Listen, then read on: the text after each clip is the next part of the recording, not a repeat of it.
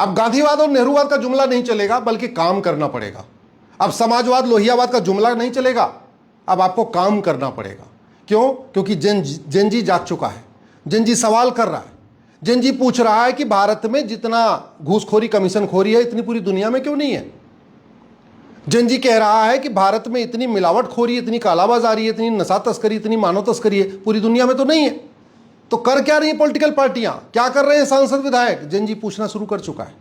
Gen Z ने पूछना शुरू कर दिया है कि इतना अपराध भारत में क्यों है, चीन जापान सिंगापुर में तो इतना नहीं है। जेनजी ने पूछना शुरू कर दिया है कि यहाँ पे जाति भाषा पंथ क्षेत्र के आधार पर नियम कानून क्यों है, सबके लिए समान शिक्षा क्यों नहीं है। जेनजी ने पूछना शुरू कर दिया है कि भारत में इतनी तारीख पे तारीख क्यों पड़ती है, मुकदमों का फैसला जल्दी क्यों नहीं होता। जेनजी को समान शिक्षा चाहिए और समान अवसर चाहिए, उसको बतौलेबाजी नहीं चाहिए। जेनजी को फटाफट समस्याओं का समाधान चाहिए, उसको आप भाषणबाजी नहीं चाहिए, उसको जुमले नहीं चाहिए। जेनजी तो ये कह रहा है कि जो समस्या भारत में है इसमें से कोई समस्या चीन जापान सिंगापुर में क्यों नहीं है। और जेनजी कह रहा है कि दिल्ली असुरक्षित क्यों है, दुबई सुरक्षित क्यों है। जेनजी कह रहा है बार बार कि भारत में अलगाववाद आतंकवाद की कमर तोड़ने के लिए नियम कानून क्यों नहीं बन रहा है। जेनजी कह रहा है कि भारत में थाना भ्रष्टाचार का अड्डा बना हुआ है, तहसील भ्रष्टाचार का अड्डा बना हुआ है, कोर्ट भ्रष्टाचार का अड्डा बना हुआ है। चीन जापान सिंगापुर में ऐसा क्यों नहीं है। तो अब राजनीति का एक नया फेज आ रहा है। अब आपको जेनजी को समझना पड़ेगा, लोगों को समझना पड़ेगा, लोगों की आकांक्षाओं को समझना पड़ेगा। अब वो भाषणबाजी, जुमलेबाजी, फीता काटना, ये करना, वो सब पुरानी बातें हो गई।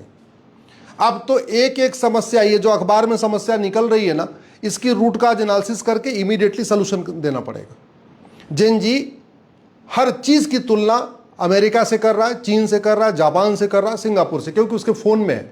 जब भी कोई समस्या भारत में देख रहा है तुरंत वो गूगल करके देख रहा है कि ये समस्या जो भारत में है ये दुबई में है क्या, कुवैत में है क्या, बहरीन में है क्या, अबू धाबी में, उसको पता चलता रही ये समस्या वहां तो है ही नहीं। जितनी चोरी लूट झपट मारी भारत में है पूरी दुनिया में तो नहीं है। जितना हत्या बलात्कार भारत में है इतना तो चीन जापान सिंगापुर अमेरिका रूस में नहीं है। जितनी अराजकता भारत में है इतना चीन जापान सिंगापुर में नहीं है।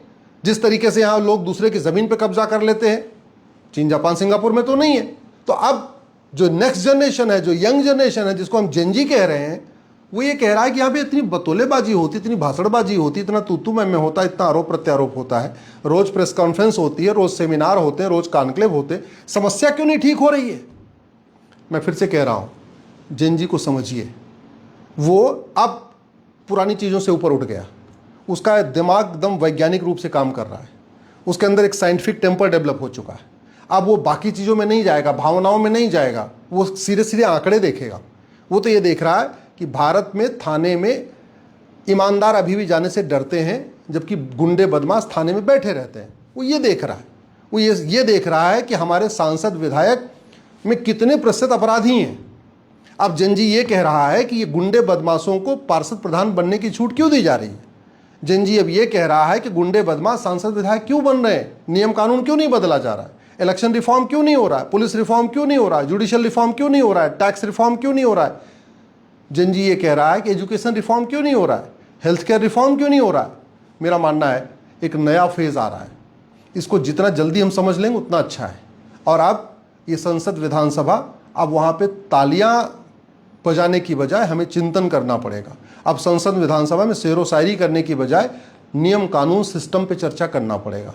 क्यों? क्योंकि जो कुछ संसद विधानसभा में हो रहा है वो वायरल हो रहा है, वो जेनजी देख रहा है। और जेनजी देखने उसको कह रहा है कि भाई इनको वेतन भत्ता गाड़ी बंगला संसद विधानसभा में शेरो शायरी करने के लिए थोड़ी मिलता है।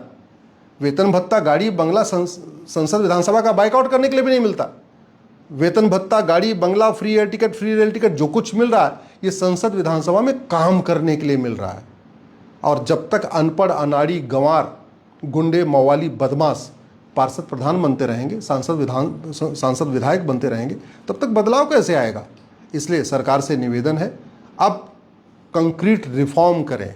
भारत के प्रत्येक नियम कानून को चीन जापान सिंगापुर अमेरिका ऑस्ट्रेलिया के साथ कंपेयर करें। भारत के प्रत्येक सिस्टम को चीन जापान सिंगापुर अमेरिका ऑस्ट्रेलिया के साथ कंपेयर करें और वहाँ की बेस्ट प्रैक्टिस लाएं। विकास बहुत पर्याप्त हो चुका है, हाईवे एक्सप्रेसवे खूब बन चुका है, भौतिक विकास खूब हो चुका है लेकिन देश सुरक्षित नहीं है। जेन जी को सुरक्षित भारत चाहिए, विकसित भारत के तो बन जाएगा, पहले सुरक्षित हो जाएगा भारत, फिर विकसित भी बन जाएगा।